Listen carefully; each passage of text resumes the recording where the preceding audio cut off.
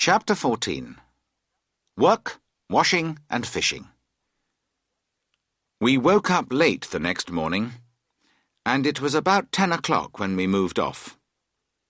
We had already decided that we wanted to make this a good day's journey. We agreed that we would row and not tow the boat. Harris said that George and I should row, and he would steer. I did not like this idea at all. I said that he and George should row, so that I could rest a little. I thought that I was doing too much of the work on this trip. I was beginning to feel strongly about it. I always think that I am doing too much work. It is not because I do not like work. I do like it. I find it very interesting. I can sit and look at it for hours. You cannot give me too much work. I like to collect it. My study is full of it. And I am very careful with my work, too. Why, some of the work in my study has been there for years, and it has not got dirty or anything. That is because I take care of it. However, although I love work, I do not want to take other people's work from them. But I get it without asking for it, and this worries me. George says that I should not worry about it. In fact, he thinks that perhaps I should have more work. However, I expect he only says that to make me feel better. In a boat, I have noticed that each person thinks that he is doing all the work. Harris's idea was that both George and I had let him do all the work. George said that Harris never did anything except eat and sleep. He, George, had done all the work. He said that he had never met such lazy people as Harris and me. That amused Harris. "George? Work?" he laughed. "If George worked for half an hour, it would kill him. Have you ever seen George work?" he added, and he turned to me. I agreed with Harris that I had never seen George work. "Well, how can you know?" George answered Harris. "You're always asleep. Have you ever seen Harris awake, except at meal times?" George asked me. I had to tell the truth and agree with George. Harris had done very little work in the boat. "Oh, come on! I've done more than old Jay anyway," Harris replied. "Well, it would be difficult to do less," George added. "Oh, him! He thinks he's a passenger and doesn't need to work," Harris said. And that was how grateful they were to me, after I had brought them and their old boat all the way up from Kingston, after I had organized everything for them, and after I had taken care of them. Finally, we decided that Harris and George would row until we got past Reading, and then I would tow the boat from there. We reached Reading at about 11 o'clock. We did not stay long, though, because the river is dirty there. However, after that it becomes very beautiful. Goring on the left and Streatley on the right are both very pretty places. Earlier, we had decided to go on to Wallingford that day, but the river was lovely at Streatley. We left our boat at the bridge, and we went into the village. We had lunch at a little pub, and Montmorency enjoyed that.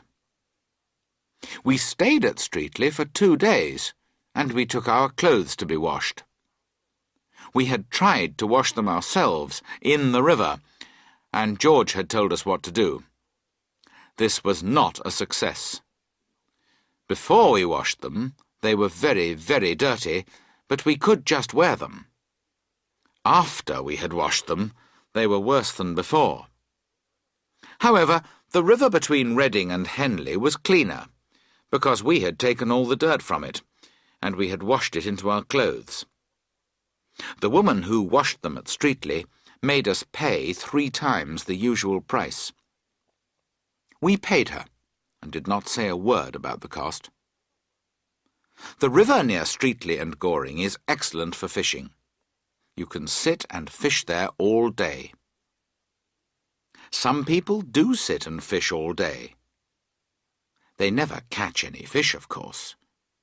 You may catch a dead cat or two, but you will not catch any fish. When you go for a walk by the river, the fish come and stand half out of the water with their mouths open for bread. And if you go swimming, they all come and stare at you and get in your way, but you cannot catch them. On the second evening, George and I and Montmorency, I do not know where Harris was, went for a walk to Wallingford. On the way back to the boat, we stopped at a little pub by the river. We went in and sat down. There was an old man there. He was smoking a pipe, and we began to talk to him.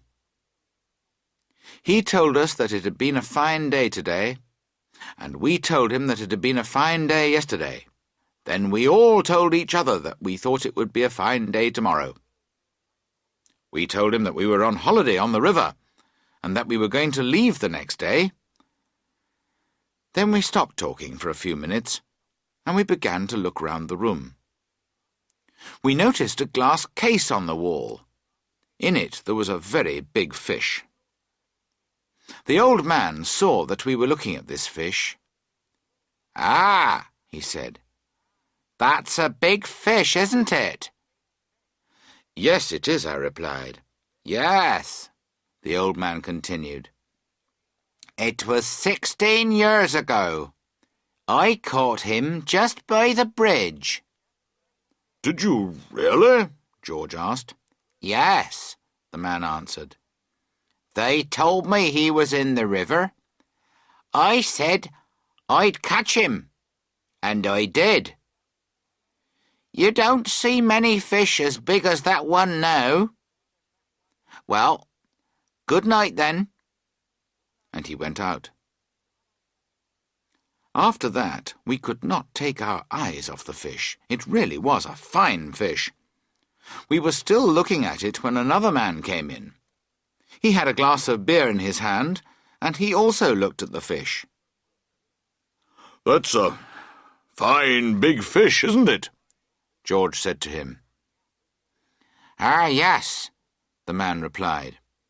He drank some of his beer, and then he added, "Perhaps you weren't here when it was caught." "No," we said, and we explained that we did not live there. We said that we were only there on holiday. "Ah, well," the man went on, "it was nearly 5 years ago that I caught that fish." "Oh, did you catch it then?" I asked. "Yes," he replied. "I caught him by the lock.